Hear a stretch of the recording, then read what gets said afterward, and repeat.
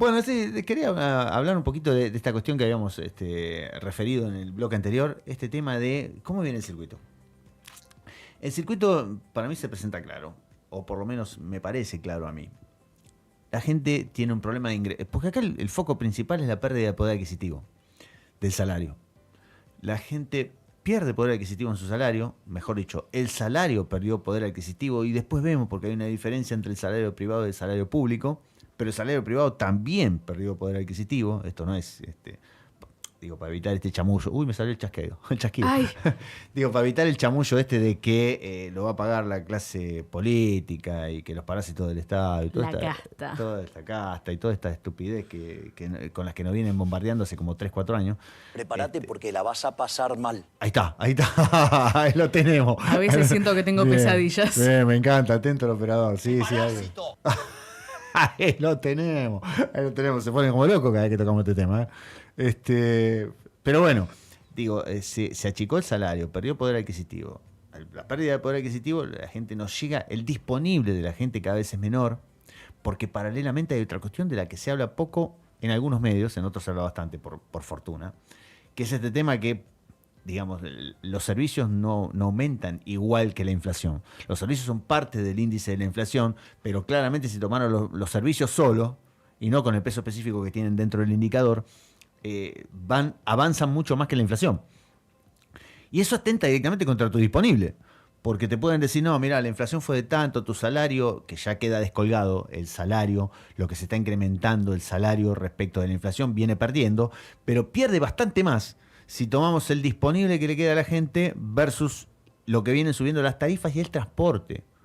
Tarifas y transporte. Antes el transporte, lo dijimos el programa pasado, sí. El transporte antes no representaba un peso en el ingreso de la población. Bueno, ahora la gente, como que quien dice, se pone en el bolsillo derecho lo que va a necesitar de acá a fin de mes, digamos, sí, para ir y venir al trabajo. Porque imagínate si tenés que pasar por la Richeri. Imagínate si me paga peaje, ¿no? Bueno, pero claro, bueno, qué sé yo. Pero lo que pasa es que atrás de eso te contestan ahí, pero hay embotellamiento todo el tiempo. Quiere decir que la gente no le va tan mal, va y viene en auto, ¿no? Esa es una parte chiquitita así de la población, eso no representa la totalidad de la población. Los colectivos se llenan, que por cierto tienen menos frecuencia, porque al quitar el subsidio al combustible, por supuesto, el empresario que tiene, no estoy vistiendo contra el empresario, que tiene ese emprendimiento quiere ganar guita. Y para ganar guita, si vos le sacás los subsidios por el tema del combustible, te pone menos móviles. Si te pone menos móviles, apila más gente. Y encima le cobra el pasaje más caro. También. Digo, todo eso genera, entre otras cosas, que la gente tenga menos disponible. Como la gente tiene menos disponible, ¿qué hace? Trata de financiarse mediante endeudamiento. Endeudamiento que, por cierto, para decir algo, ¿no? El 73% del endeudamiento y la morosidad se da entre instrumentos que son préstamos personales y tarjetas de crédito. O sea, la gente no debe... porque no, porque se endeuda, ni siquiera para el hipotecario, no estamos hablando de endeudado para el hipotecario, no. Lo que más se debe es tarjeta de crédito y créditos personales.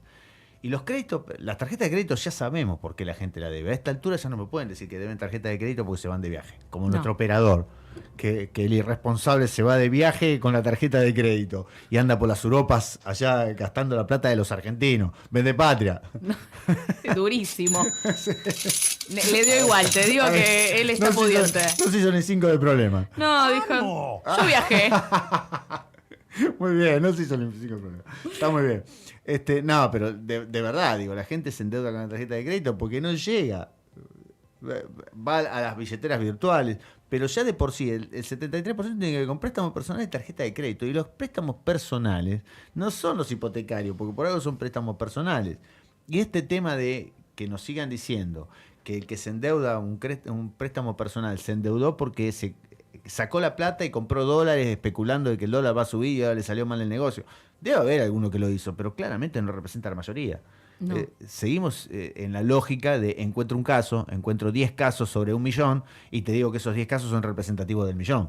Debe haber alguno que apostó a eso y dice saco un crédito personal y la pongo en dólar porque el dólar explota y yo me hago la diferencia.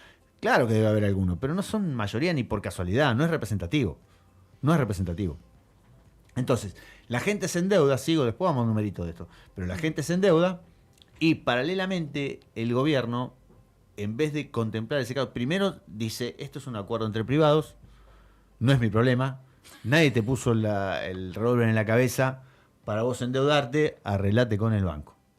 Y vos vas, arreglate con el banco, perdón que cierro con esto, hay algo que es, para eso está el Estado como figura importante. Digo, el Estado, y lo digo que no soy un tipo, no soy trotskista, digamos, no quiero que el Estado esté en toda mi vida y defenderme de todo y el Estado intervenir en todo, pero hay momentos en que sí tiene que intervenir y es cuando principalmente vos estás en un poder desproporcionado respecto de la persona con la que vas a negociar. No, y también cuando empiezas, ahora vamos, como bien decís, a los números, pero cuando empiezas a mirar los números, te das cuenta que tanto porcentaje de la sociedad está endeudada. Sí. Que somos los que más morosidad tenemos. Que las billeteras virtuales empezaron a sacar también sus propios créditos. Que no tienen límites, que son más fáciles de sacar, que eso también sabemos que es un problema. Que los bancos ya además te facilitan créditos y ya están preaprobados. O sea, podéis notarlo en una tendencia que va más allá de los números de cuánta gente está endeudada, sino el mismo movimiento de los bancos ya te va delatando que algo está pasando. Todo lo que está sucediendo a nivel financiero, que son las grandes corporaciones, porque los bancos son grandes corporaciones, son movimientos que incluso no están relacionados con una tendencia mundial.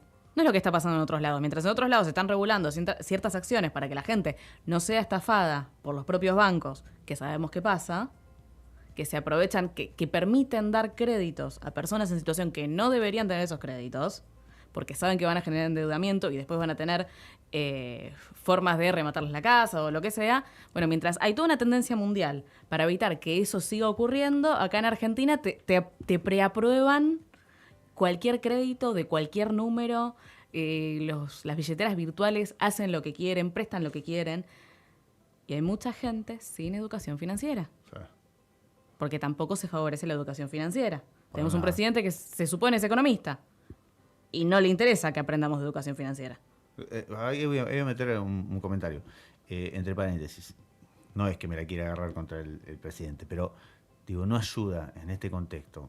El descontexto social, el problema concreto, porque ya ni siquiera me voy a ir al extremo del problema que tiene el tipo que no come, que hay gente que, de verdad, aunque el presidente se burle y se mofe de esto, hay gente que no llega a fin de mes. La expresión no llega a fin de mes está claro que no quiere decir que se muere antes del fin de mes. La expresión, si hay que explicárselo al presidente, bueno, estamos puestos de esto. Pero cuando alguien dice que no llega a fin de mes, hay gente que no llega a fin de mes, quiere decir que no le llega el sueldo a fin de mes, señor presidente. No estamos diciendo que se mueren antes de fin de mes. Pero si no le llega el sueldo se tiene que seguir endeudando, una persona que ya está endeudada. Y digo, ni siquiera quiero ir al extremo de una persona que no puede comer, que las hay. Pero digo, amén de esto, ya vamos al ciudadano promedio, digamos, que sí tiene su sustento, su comida. Igualmente de eso solo no vive la gente no vive de la comida solamente. Una persona que tiene una familia, un hombre y una mujer, o dos hombres o dos mujeres, no importa. Una familia que son compuesta por 4, una familia tipo, con 2 hijos. Y es probable que los hijos quizá vayan a un colegio pago. Pueden ir a un Estado, pueden ir a uno pago. Es parte de la elección. Si querés lo mandás a un Estado, si querés lo mandás a uno privado. Si lo mandaste a uno privado, tenés 2 cuotas que pagar. ¿Y cuál es la respuesta? Bueno, que lo manden al Estado. No, pará. Que el pibe por ahí viene a un colegio privado. La decisión de sacar al pibe de un colegio y mandarlo a otro implica, entre otras cosas, trastornar la vida del pibe. E implica, para el padre de familia, para la madre de familia, implica este tema de decir, saber que le estás trastornando la vida al pibe y una preocupación más. Entonces vos tenés la preocupación que no te está alcanzando para seguir manteniendo el ritmo de vida que tenés. La preocupación de que vas a tener que sacar a los pibes del colegio para cambiar a otro lado. La preocupación de que ya no viajas más. Bueno, pero por lo menos que no viaje más, que vaya por el país. Bueno, listo. 15 días, vos tenías 15 días en un lugar de la costa argentina y con eso estaba fenómeno. Ahora resulta que tampoco puede ser 15 días en un lugar de la costa argentina porque no le alcanza. Estoy hablando de algo que no estoy eligiendo como hacen ustedes, que eligen de 10 casos, representan 1.000.000. Estoy hablando de casos que son representativos de la media. Yo miro para el costado, tengo amigos de todo tipo. Por fortuna, agradezco a la vida, tengo amigos de todo tipo. De los que tienen mucha guita y de los que no tienen mucha guita. Pero la media le está pasando lo que estoy describiendo ahora. Y yo soy uno de ellos, digamos, ¿no? Entonces, y en mi caso, me siento en este tema, no voy a decir un afortunado, pero fuera de la media porque trabajamos mi esposa y yo y no tenemos hijos. Con lo cual, a mí a nosotros la plata nos rinde más que al común, ¿no? Al de la familia tipo. Aún así, cepillamos un montón de gastos y estamos haciendo malabares y nuestra vida cambió abruptamente desde una parte hasta... Imagínense al tipo que además de esto, yo, digamos, tomamos la decisión con mi esposa. ¿No viajamos? No viajamos, somos dos adultos que yo. Ahora, la carga emotiva es distinta. Si yo me tengo que parar ante mis hijos y decirles, no, chicos, no vamos a tener 15 días de vacaciones, vamos a tener una semana, y no nos vamos a ir al lugar que nos íbamos siempre, nos vamos a ir a otro que es distinto. Y después pararte delante de tus hijos y decir, che, te tengo que cambiar de colegio, porque viste el amiguito, el compañerito que bueno, no, ahora lo vas a ver después, te vas a hacer nuevos amiguitos, bueno, listo, pero lo sacaste. Lo disfrazás. Pero claro, todo eso tiene una carga emotiva determinada. Se te rompe el auto, no tenés guita para arreglarlo. Sigue la carga emotiva. Digo, hay gente que de verdad la está pasando fulera. Y ni siquiera voy al extremo de la gente que no come. No es el hecho de no comer nada más pasar la fulera. Y con toda esta carga emotiva y la gente que la pasa fulera, prendés la radio, prendés la tele y ves al presidente haciendo vocecitas para hablar de vos. Yo digo, es increíble. Y, el tipo diciendo, y dice que la gente no hace la vocecita, digo. Entonces, eso enerva más, señor presidente, usted está jugando con fuego. De verdad, y si piensa que el que se lo dice es un conspirador, bueno, no entendió la consigna. No, usted está jugando con fuego verdaderamente, no se burle más de la gente. Ese es un caso. Y después, cuando vos mirás, además, quiénes nos están gobernando, las expresiones, ¿eh? Cuando vos escuchás que te dicen que la gente se endeudó porque quería ver el Mundial. Y como no somos campeones, no quiere pagar el televisor. Esas son expresiones que ni siquiera ni en el bar de la esquina. Y escuchás a gente del entorno. La verdad que acá le doy la razón a Tenema cuando dice de pedo funcionan los semáforos en Argentina. Y la verdad tiene razón. Si vos ves quiénes están llevando la gestión pública, la cosa pública, la res pública, como decían los romanos, sí. Bueno, empezás a entender un poco de todo. Y es un milagro porque estamos mal, pero es un milagro que todavía estemos. Mira, yendo a datos más concretos, 17.000 chicos en la provincia de Buenos Aires en el último año han variado de colegio privado a colegio público. Ahí tenés. Y, Perdón. Digo, boludos abstenerse. Esto no estamos queriendo decir que estamos en contra de la educación pública. No. Yo me formé en educación pública y estoy orgulloso de la educación pública. Pero quiero decir, la decisión de cambiar un pibe de colegio, no importa si es de la pública a la privada, si es de la privada a la pública, implica un cambio de vida importante a una edad que no sé si estamos tan preparados para que te cambien los amigos de un día para el otro. No, ni hablar.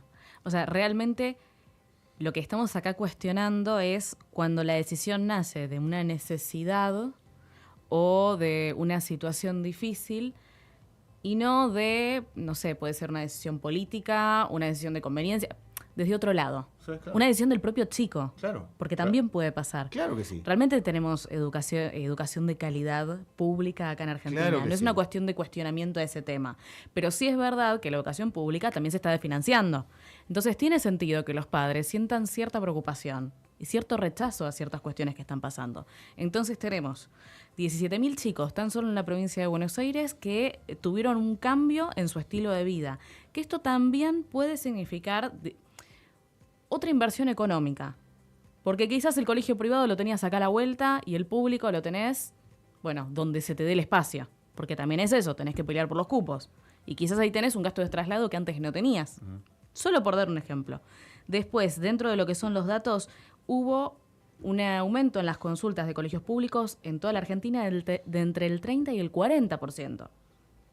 Así no hayan cambiado los chicos de colegio, sí los padres ya están preguntando por disponibilidad, por cupos. Eso, o sea, son reflejos. Sí, claro. Reflejos de cómo se está manejando y cómo está viviendo la sociedad argentina el momento económico y político. La repercusión. Hay un concepto que lo decimos a menudo, el Estado no es neutro, el Estado en la economía no es neutro, las decisiones que se toman no son neutras. Cuando el presidente se burla de los efectos del gasto público diciendo que es una aberración pensar que el gasto público trae crecimiento, que nunca tenés crecimiento porque en realidad es plata que se le saca a la riqueza. No, a ver, señor presidente, está atentando contra 100 y pico de años de finanzas públicas. Los libros dicen otra cosa. Los libros hablan del efecto del gasto público, de lo que gasta el Estado en la economía. El gasto público es un motorizador de la economía, le guste o no le guste. Está claro. Ahora, ¿qué estoy diciendo? ¿Que el Estado tiene que tener siempre déficit para tener gasto público? No, no estoy diciendo eso. No, de vuelta, la crónica pasada de la semana pasada estuvimos hablando y creo haberlo dejado claro eso. No estoy defendiendo el desequilibrio fiscal permanente, no lo estoy defendiendo. Tomar el equilibrio fiscal como un dogma también es una aberración, que es todo lo contrario. Pero tomar el desequilibrio también es una aberración. No mirar siquiera las cuentas públicas, claro que no estoy de acuerdo con eso. ¿Estoy de acuerdo con que haya déficit fiscal año tras año? No, no estoy de acuerdo. Pero digamos, unas finanzas sanas son las que en un año puede haber un desequilibrio fiscal, al otro año lo emparejas y así va llevando la cosa pública. Pero no se trata, sino simplemente es recortar gastos y con eso administrás. No, la administración financiera del Estado va mucho más de eso. La administración financiera del Estado, recortar gastos en los momentos que tenés que recortarlos y de la forma que tenés. Y cuando vas a recortar gastos, sabés que vas a afectar a cierta parte de la población. Tener una barrera de contención para esa parte de la población que se va a sentir afectada por tu recorte de gastos. Esto es lo que hacen los países civilizados, avanzados. No quiero caer en la de siempre, dice, esto no es una planilla de Excel. No, pero casi que lo llevan así. Digo, si vos ya sabés, lo explicamos la vez pasada, vos sabés que vas a tener que hacer el Estado, vas a tener que enderezar las cuentas públicas. Esto es cierto, no le voy a restar mérito de eso. Esta nueva gestión vino con el hecho de enderezar las cuentas públicas y equilibrar las finanzas. Bien, ahora planteate de la manera que lo vas a hacer, porque otros países tratan el superávit que Argentina se planteó, otros países lo tienen planteado para 4 o 5 años. Argentina lo pretendió hacer en 1 o 2. Entonces, si vos sabés que va a ser un golpe fuerte el que vas a dar, sabés cuál va a ser la parte de la economía que se va a ver afectada, sabés cuál es la barrera de contención que tenés que tener. Y la barrera de contención no es empezar a cortar en salud, cortar programas de oncológicos. No, claramente no es eso. Falta mucha dimensión de todo el paraguas que abarca el Estado. Porque vos recién justo mencionaste el tema de la salud, que considero que es clave en estos términos. Cuando la gente empieza a tener una menor calidad de vida, va asociado siempre a problemas de salud, va en detrimento de la salud, ya sea mental o física. Y eso también son gastos. Estas historias de gente que atenta contra su propia vida, que se tira hacia trenes, vagones de subte, también son gastos. También hay gente que no fue a trabajar, saliendo de la parte humana. Sí, sí. Vamos a los números, que tenemos un gobierno que le gustan los números. Son cuestiones detenidas por una persona. Y pasa todo el tiempo, todos los días, gastos en salud, gastos en transporte. Cuando vos no cuidás a la ciudadanía, suceden estas cosas también. El ambiente se pone malo. Y la gente ya no actúa igual. La gente deja de cooperar, la gente está reacia a invertir, pierde confianza, el propio gobierno pierde reputación y credibilidad. Todo eso atenta muchísimo contra la estructura social y termina representando más gasto. Un ejemplo claro de esto sucede con cuestiones ambientales, para salir quizás del eje humano, que igual lo ambiental también es humano. Totalmente. Cada vez que vos no cuidás el ambiente y que, bueno, el cambio climático no es problema de hoy, bueno, hay un mayor número de tornados, hay un mayor número de consecuencias climáticas. Las aseguradoras a día de hoy ya no quieren asegurar ante problemas climáticos, porque van a pérdida, porque cada vez hay más problemas climáticos. La infraestructura no te da, lo que significa que tenés que invertir en infraestructura. Entonces, todo lo que vos te ahorraste, no haciendo una política ambientalmente amigable, después lo vas a tener que gastar en la salud del pueblo, en infraestructura que se ve debilitada porque no está preparada para sismos, terremotos, huracanes, inundaciones. Te hago un paréntesis. ¿Qué va a Sí. estar preparada para sismos, huracanes y inundaciones, como decís vos, si ni siquiera se invierte en obra pública? Se pillaron el 70% del superávit se consiguió abandonando la obra pública. Digo, ¿y esto qué quiere decir? Bueno, pero entonces te van a decir dónde recortar. No sé, pero claramente en los gastos, el gasto social activo, que lo hemos explicado acá, que es el que te permite el ascenso social, y la obra pública son dos cosas que las vas a ver con el tiempo. Si ahora nos sentimos que estamos damnificados, no quiero saber dentro de unos años, porque se van a ver los efectos. La falta de inversión pública y de infraestructura se va a ver después cuando las rutas terminen siendo peligrosas, no Cuando haya cuando estén en mal accidentes. estado. Claro, no cuando estén en mal estado, cuando ya sean peligrosas. Cuando haya accidentes, cuando la gente demande al Estado también. Sí, Y eso van a ser más gastos. sí, por supuesto. Todo es o sea, realmente, cuando vos descuidas una arista, pensando que me lo estoy ahorrando, no te lo estás ahorrando. No. Esto es gasto para después. Y a veces termina siendo el doble. Y si piensan distinto, es un buen momento para decirlo, está bien, díganlo, pero el pensar distinto, como lo van a decir, la forma también hace al contenido. ¿Sí? Si vos le vas a explicar esto a la gente, explícale cuál es tu plan, no te burles la gente, ¿sí? Porque no te va a entender menos, ¿no? Creo que ya lo tendría que saber. Entonces, yo voy a dar un dato. Por favor. De mayo a mayo, de mayo 2025 a mayo 2026, la caída de los sueldos en privado fue 2,9% real, ¿no? La caída real, quitando el efecto de la inflación. En los privados 2,9%. En los públicos nacionales 7,3%. O sea, de mayo del año pasado a ahora, los empleados públicos perdimos un 7,3% de nuestro salario, el poder adquisitivo de nuestro salario. Para poner el último año, que ahora voy a dar otro dato que lo va a inquietar un poquito más. Y bueno, y los públicos provinciales 3,2%. Los que menos perdieron fueron los privados, sí, pero perdieron. Sí. 2,9% en un año del salario que venía en caída.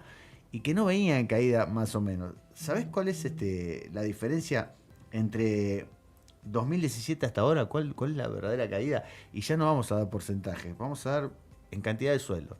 Por favor. ¿Qué digo? Lo voy a explicar a ver para que se entienda mejor. Si tomamos 2017 como parámetro contra los sueldos que estamos cobrando ahora y vemos todas las caídas que fueron registrando año tras año y que se incrementaron del 2023 en adelante, 2024, 2025 en adelante, haces una equivalencia y aquel que trabajó en el ámbito privado de poder adquisitivo de esa época hasta ahora resignó 16,2 sueldos. Tomando, creo que son 98 meses más o menos en los años que estoy tomando, que estaba abarcando el periodo del 2017 a esta parte, tenés, si quisieras, tomaras como parámetro el sueldo que cobraste en 2017, así sería la explicación para que se entienda. Si vos tomás como parámetro el sueldo 2017 y siguieras cobrando ese sueldo al día de hoy, para tener el impacto que generó la baja de caída del sueldo año tras año, mes tras mes, en el camino resignaste 16,2 sueldos. O sea, 1 año y medio de trabajo. Claro. Pero eso no es nada. Si trabajaste en el Estado fue 21,8. Casi 22 sueldos. Casi 2 años. Casi 2 años de trabajo. En un periodo de 8 años, 2 años, los trabajaste y no los cobraste. Ese es el efecto de vuelta. En 8 años de periodo estuviste trabajando 2 sin cobrarlos. Este es el efecto en el bolsillo que registra la caída del salario. Dicho de otra manera, si te gusta, cobraste esos, pero cada vez cobrabas menos. O sea, te quitaron 2 años de trabajo en cuota. Esta es otra explicación. Digo, para que midamos el efecto de lo que es la verdadera pérdida del poder adquisitivo. Digo, ante todo esto, ¿qué se puede decir? Después, mirá, hay otro dato que lo tengo acá anotado porque es fabuloso. Este tema de que la gente no llega a fin de mes y esta explicación burlona del presidente diciendo que es una falacia porque lo toma al pie de la letra y si la gente no llegara se moriría en el camino. Esa sarta de estupideces con la que carga su discurso. Hay una encuesta que da datos. Las distintas encuestas, según Delfos o Centrix. Cito la fuente para que vea que no lo inventamos nosotros acá en Ventana Pública, que no hacemos. Nosotros no inventamos encuestas. No somos numerólogos. No somos numerólogos. Nosotros mismos los comentamos nada más. Y tomamos fuentes fidedignas. Bueno, la fuente dice que entre el 52 y el 61%, conforme a la encuesta, entre el 52 y el 61% de la población agota sus ingresos antes de fin de mes.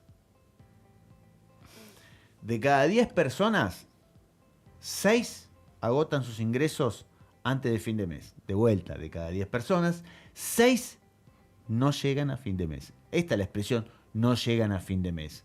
No es para burlarse. No es que es una falacia porque en realidad llegan y si no se morirían en el camino. No estamos hablando de que se mueren en el camino. Estamos diciendo que los ingresos no llegan a cubrir el mes. Pero no de algunas personas. 6 de cada 10. Y estamos hablando de trabajadores. trabajadores y Por- trabajadoras por en supuesto, actividad. Por supuesto. Claro, los otros 4 sí llegan y seguramente de esos 4 habrá 2 que les sobra para tirar para arriba, pero son una parte no representativa de la población. Para nada. Y de esos 6, y yo voy a seguir agregando, porque de esos 6, de los 4 que me quedan, bueno, de esos 4, esos sí quizá agarran un crédito hipotecario. ¿Qué hacemos con los otros 6?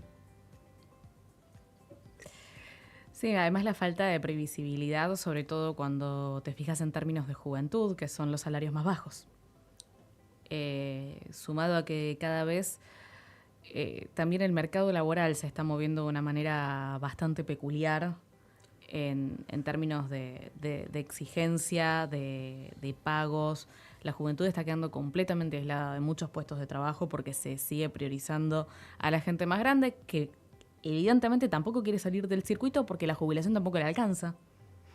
Entonces tenés una parte de la sociedad que no logra insertarse o que cobra sueldos muy bajos, otra parte de la sociedad que no quiere salir porque salir significa una condena, porque si a día de hoy, después de 30 años de trabajo, no pueden costearse la comida hasta fin de mes, imagínate si salen del sistema para entrar a otro sistema que es el sistema jubilatorio, de pensiones.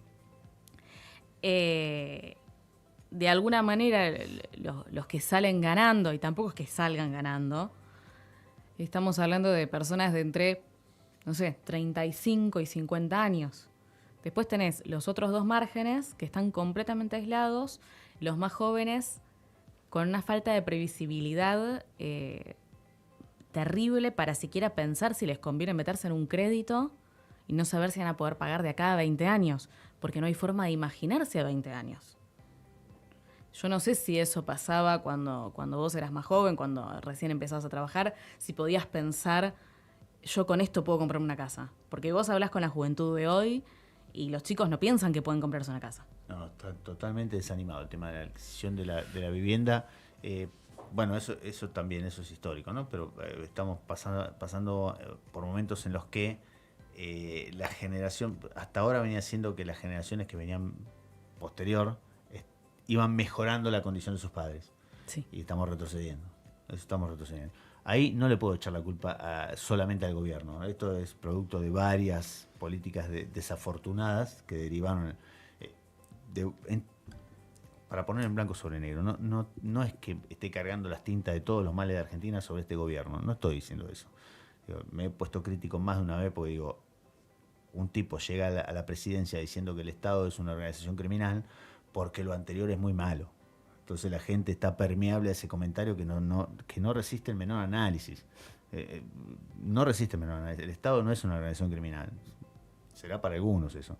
El Estado en realidad tiene un bien, tiene un objetivo que es el bien común. Para eso está el Estado. Sin Estado, esto sería un caos. Y el que no tiene, no tendría nada y unos avasallarían los derechos del otro. Digamos, tenemos que vivir en un Estado medianamente ordenado.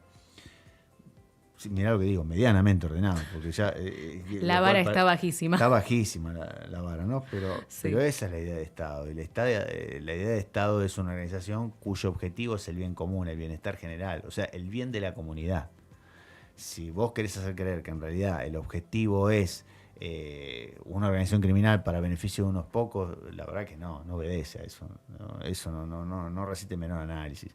Andá y explicalo, vas a saber en dónde eso. Pero la gente tiene que saber que esto no es así, que no puede vivir en un lugar que no tenga Estado, que el Estado tiene que estar, que tiene que ser fuerte, y después discutimos el tamaño, ¿no? Habrá quien sea partidario de que el Estado esté en absolutamente todas las cuestiones de su vida y hay quien en la menor cantidad de cuestiones. Pero estamos todos de acuerdo que el Estado tiene que existir. O mejor dicho, el gobierno tiene que existir, ¿no? El gobierno es el que detenta el poder del Estado. Entonces el gobierno tiene que existir, tiene que haber un Estado. En mi caso pienso que tiene que haber un Estado fuerte, no fofo y grande, pero sí ágil y fuerte. Sí, ágil y fuerte, que por ejemplo esté en los casos de los que hablábamos antes, cuando 2 personas negocian y una está en disparidad absoluta de fuerza y de poder que la otra, como es un deudor cuando negocia con un banco. Entiendo yo que al deudor no le pusieron la pistola en la cabeza para que se tome la deuda. Estamos de acuerdo con eso, pero en rigor llegó a esa situación porque no le alcanzaba, porque las políticas hicieron que se impacte sobre el sueldo. Después podemos hablar si las políticas están bien o están mal, porque el que defiende este tipo de política te va a decir, bueno, pero mirá de dónde venimos, el desastre a lo que llegamos. Necesitamos este tipo de política para después empezar a registrar crecimiento. Podemos debatir toda la tarde si esto es verdad o no es verdad. Lo cierto es que atrás de eso yo le digo, a mí no me importa si tenés de acuerdo, si tenés razón o no tenés razón en este tipo de política. Digo, primero poné la barrera de contención. Decime cómo vas a atender estos casos, porque en el medio hay gente. Y porque hay algo de lo que no hablan. Y cuando se explican estas cuestiones, esto es administración financiera puro. La actividad financiera del Estado. Uno de los elementos que se enseñan cuando se habla de actividad financiera del Estado es el elemento sociológico. Nadie habla del elemento sociológico, pero el elemento sociológico existe. La actividad financiera del Estado lleva implícita un elemento sociológico que es el impacto que genera en la población las medidas que se tomen. Y cuando hablamos de actividad financiera del Estado no hablamos ni más ni menos que de recaudar y gastar. Esa es la actividad del Estado. Recauda y gasta. La forma en que recauda y gasta impacta de una forma o impacta de otra. Claramente, si un Estado que elige financiarse del impuesto al consumo ya tiene una forma de financiación que no es la más redistributiva que se puede hablar, ¿no? Porque se nutre mucho del consumo y esto lo hemos explicado, el tema de que se nutra mucho del consumo hace que dependa mucho de la clase baja, que es la que más destina de su sueldo al consumo. La clase alta no consume. ¿Qué me decís? ¿Que la clase alta no consume? Sí, señor presidente, le digo sí, la clase alta sí consume. Pero en realidad le duele mucho más lo que consume la clase baja porque destina gran parte de su sueldo al consumo. La clase alta puede elegir, ¿no? Puede elegir, consumo esto y me ahorro esto, la clase baja no lo hace. Y si vos sabés que tus ingresos dependen mucho de la clase baja, bueno, mínimamente si vas a recortar los gastos, tratá de recortarlos donde no le impacte a esa clase baja que ya de por sí te está sosteniendo el sistema. Estas son cuestiones que tenemos que tener claro. Lo veo a Marcelo en línea. Bienvenido, Marcelo. ¿Cómo te va? A ver ahí, Marce. Estás muteado. Está dudando. Sí. Ahí está. Ahí estoy. Ahí va. Ahora sí. ¿Todo bien? Acá estamos. Todo Atentos. Todo bien. Bueno, muy bien, Marcelo. Bienvenido. Bienvenido. Ya vamos con tu tema. A mí No hay me problema. Venía escuchando la columna Bien. y lo que venían hablando. Así que coincido en todo. A mí me gustaría sumar a esta ecuación. Hace un rato yo hablaba de términos de salud. Dentro de la salud encontramos lo que es la ludopatía. Sí. Ese también ha sido un gasto muy grande, una pérdida muy grande para cientos de argentinos. Acá me puse a buscar algunos datos. Algunos de estos son del medio Chequeado. Cerca de 19 millones de argentinos participan en juegos de azar de forma regular y se estima que 7 de cada 100 personas podrían presentar indicadores de adicción. Las llamadas y solicitudes de asistencia por juego compulsivo a la línea de ayuda nacional, que es la línea 141, aumentaron un 27% solo en el 2025, en comparación con el 2024. Y esto sabemos que va en aumento. Me parece interesante meterlo dentro de la ecuación y dentro de este paraguas donde la gente está perdiendo mucha economía, porque también parte de esta pérdida se ve propiciada y se ve beneficiada por problemas de salud, y la adicción es una donde se ve reflejado tal cual. Porque es la pérdida de todo tu dinero, gente que termina endeudándose precisamente por esta enfermedad. Bien. Y a eso agregarle ¿cuántos son los chicos jóvenes? Perdón. Sí, Marcelo, sí. Salió una nota, no sé si la leyeron la semana pasada, del jugador Jonathan Gómez, ex jugador de Racing de Central, que perdió todo por la ludopatía. No, Sí. no sabía. Salió la semana pasada en Infobae. Y contaba, decía, es una adicción casi peor que las drogas, decía, porque en la droga te escondes, en la ludopatía no, porque estás con el celular, con tu familia y estás apostando. Es terrible la nota, la recomiendo porque es algo interesantísimo. Dice, perdió autos, bueno, la relación con la familia, un jugador profesional de primera. Imagínate un chico que puede tener 15 o 18 años. Bueno, al respecto, y creo que ibas a hacer mención a los jóvenes, Claro. Una publicación del Ministerio Público en febrero de este año dice que el 60% de los jóvenes tiene contacto directo o indirecto con el juego digital, y el inicio en las apuestas online se registra tempranamente entre los 13 y los 14 años. Plata que sabemos que no es de ellos. Claro. Claro. Que ese también es un problema con las familias. Claro, bueno, se había suicidado una chica, creo que era, o un chico, no me acuerdo, que precisamente era eso, porque le generó una deuda, creo que llegó a $5.000 de la tarjeta del padre, una cosa así, y antes que se enterara el padre, se ve que no pudo con la presión y se suicidó. Una cosa, está bien, me voy a decir, es un caso, no es representativo, pero son cosas que se dan en este contexto. Y en el contexto donde vos ponías el Mundial, por ejemplo, y me acuerdo que yo me acuerdo 3 casas de apuesta, pero Sí. como mínimo, que eran las dueñas exclusivas, digamos, de la publicidad en el Mundial, que sabemos que ven todos, entre ellos pibes, ¿no? Si vos no pones un coto a eso, si vos no intervenís como Estado de eso y no das una mano, y total es un acuerdo entre privados, te diría, ¿no? De vuelta a lo mismo. Mira, Es para un acuerdo mí- entre privados, nadie te pone la pistola en la cabeza para que juegues, ¿no? Para Bueno, mí, las camisetas de la mayoría de los clubes argentinos, Claro. sobre todo los grandes, son También. sponsors de casas de apuestas. Es Hace otra- poco, bueno, Mbappé dijo que él no iba a publicitar ninguna casa de apuestas. Me pareció algo sensato de alguien que es referente, ¿no? A nivel mundial para muchos jóvenes. Claro que sí, claro que sí. escuchate lo siguiente. Belu Lucius, que es una Instagramer, una influenciadora, mencionó en una entrevista con no recuerdo qué medio que le habían pedido, le habían solicitado, querían hacer un acuerdo para que ella promocionara casinos. Y que cuando estaban hablando de la posibilidad de acuerdo, de qué acuerdo podían llegar, le empezaron a decir el número que ella quiera. El número que vos quieras. Hemos llegado a pagar hasta $25.000. Ella se posicionó en contra, dijo que no iba a aceptar. De hecho, no promociona casinos online, Belu Lucius. Pero quiero decir, sí puso sobre la mesa cuánta plata ponen las casas de apuestas y por ende cuánta plata ganan las casas de apuestas. Claro, por supuesto. No quiero desviarme de la conversación que estamos teniendo, pero esto también es deuda, esto también es una problemática. Y es una referencia del síntoma que vive la sociedad.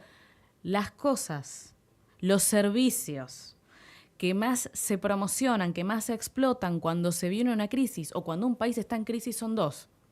La prostitución, que estamos viendo con plataformas como OnlyFans, Claro. y los casinos. O sea, ¿qué mejor referencia, qué mejor síntoma para notar que algo está pasando en la economía, en el bolsillo de los argentinos, que estas son los 2 servicios que más se están promocionando, que más se están publicitando y donde la gente intenta hacer dinero fácil? Sí, sí, totalmente de acuerdo. Que después termina no siendo no tan fácil. Algún día vamos a tratar de entrar a ese tema también.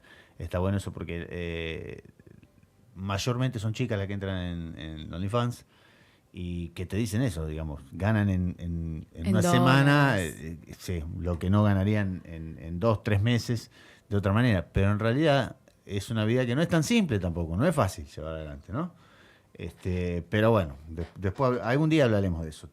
Les voy a tirar otros datos antes que se me vaya el tiempo. De esto de la morosidad en Argentina. La morosidad bancaria en Argentina, ¿sabe cómo estamos Marcelo, ¿sabe cómo estamos en el ranking de Latinoamérica? ¿En qué posición te ocurre No, que estamos? pero me imagino que peleando el título. Sí, dale, campeón, dale. Primero, estamos primero. Pero primero lejos. Tenemos un 7,3% de morosidad. Y esto por ahí dicho así, no, a mí tampoco me decía demasiado. Ahora cuando lo pones en contexto, entonces sí. La morosidad promedio en América Latina es de 2,78, 2,7. Nosotros estamos en 7,3. Triplicamos la morosidad promedio de América Latina. No es un problema de América Latina solamente. Te pueden decir, bueno, en América Latina, tanto. No. Es un problema de Argentina. Es un problema de Argentina principalmente. Nos sigue Brasil con 4, y pico. 4,3, una cosa así. O sea que bastante por debajo del 7,3 nuestro. Y después no me acuerdo si viene Colombia. Pero bastante abajo de Brasil, 3, y pico. O sea, nosotros casi que duplicamos al que nos sigue, que es Brasil. Quiere decir que hay un problema y esto aparejado a otra cuestión. El promedio en América Latina de crédito versus PBI, esto quiere decir cuánto del PBI relacionado, relacionado al tamaño del PBI versus el tamaño del crédito, el promedio en América Latina es 47,3%. Nosotros tenemos 14,3%. ¿Qué quiere decir esto? Somos los que menos nos endeudamos. En Argentina es en la que menos se estila endeudarse, pero somos los que manifestamos el mayor índice de morosidad. Digo, ¿qué quiere decir esto? Nos estamos endeudando para cuestiones que son personales. No tenemos el crédito, mejor dicho, como Sí. motorizador de la economía. No tenemos esa costumbre. Evidentemente, por una cuestión de ya sea por inflación, porque las tasas son altas, vaya uno a saber. No tenemos el argentino tiene mucho menos por costumbre que el resto de Latinoamérica endeudarse para emprender. Pero no solo eso, por lo tanto se endeuda menos, pero se endeuda para gastos personales. O sea que se endeuda menos que el resto, pero para la morosidad tenemos la más alta, triplicamos el promedio. Es más, el promedio de crédito versus PBI triplica el nuestro en la América Latina. Y nosotros triplicamos a América Latina en el índice de morosidad. Es un caso raro lo que pasa en Argentina. Claramente esto está mostrando que lo que hablábamos el programa pasado, pasamos de un país que se endeudaba para sostener un déficit permanente a un país que no tiene déficit, pero que lo que hace es hacer endeudar a la población. Creo que el estadio anterior estaba mal. No estoy de acuerdo con el estadio anterior. No estoy de acuerdo con que deuda crónica para sostener déficit crónico. Eso no me gusta. Pero este es, digamos, no tenés déficit, pero haces que paguen el costo de eso lo está pagando la población de medio y bajos ingresos con endeudamiento privado. A mí lo que me gusta tomar, me puse a buscar y la agencia Bloomberg hace una comparativa entre los distintos países. Dice que República Dominicana es el país con menos morosidad de América Latina, con el 1,1%, pero para nosotros es que es representativo Uruguay. Lo tenemos al lado. La morosidad es del 1,7%. Claro, claro. Sí. ¿Realmente? Sí. Es un caso, y para cerrar todo este comentario, o sea, así vamos cerrando con el tema, por último, la medida del gobierno. Ya sabemos, ¿no? Hicimos el circulito. El circulito es, el salario se despedazó, el poder adquisitivo del salario se cayó, se derrumbó, la gente para poder, no le gusta al presidente que lo diga, pero para poder llegar a fin de mes se tiene que endeudar.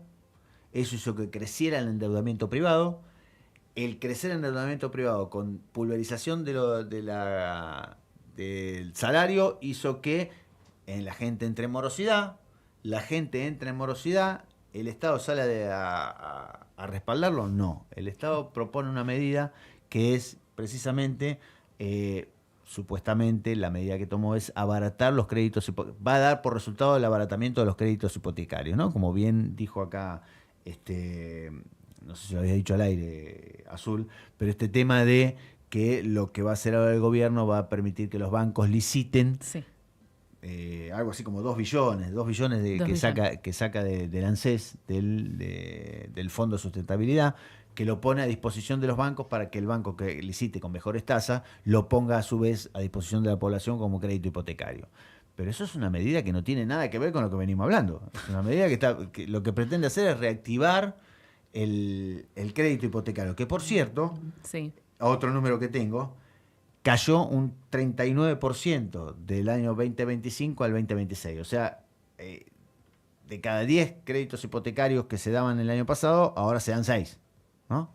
El crédito cayó estrepitosamente. Entonces el gobierno pone la mirada en eso, dice, tenemos que recuperar el crédito hipotecario. Y toda una medida te intenta recuperar el crédito hipotecario. Pero resulta que el crédito hipotecario, no sé quién va a poder acceder al crédito hipotecario. Porque si las familias se encuentran endeudadas, No soluciona el problema de los que tienen endeudamiento, Claro, precisamente. Claro. Y no sé cuánto va a mejorar el mercado del crédito hipotecario cuando en realidad acá hay un problema de ingresos. Problema de ingresos y de disponible. Un problema de ingresos que se agudizó con un endeudamiento privado. Otra vez el gobierno toma una medida que es, vas al médico porque te duele la cabeza y te da una pomada para la piel, digamos. No tiene nada que ver una cosa con la otra. Quiere mejorar una cuestión sin atender la verdadera problemática, que es el endeudamiento privado. Así que con eso cierra el círculo, no, es una espiral. El círculo no se cierra nunca. No hay forma de que conecten las dos puntas de esto, ¿no? Pero es lo que hay. Así estamos y bueno, teníamos que contarlo, aunque se enoje el señor presidente que hablemos de estas cuestiones. Es nuestra responsabilidad de este lado, supongo, también, al tener un micrófono. Supongo que sí.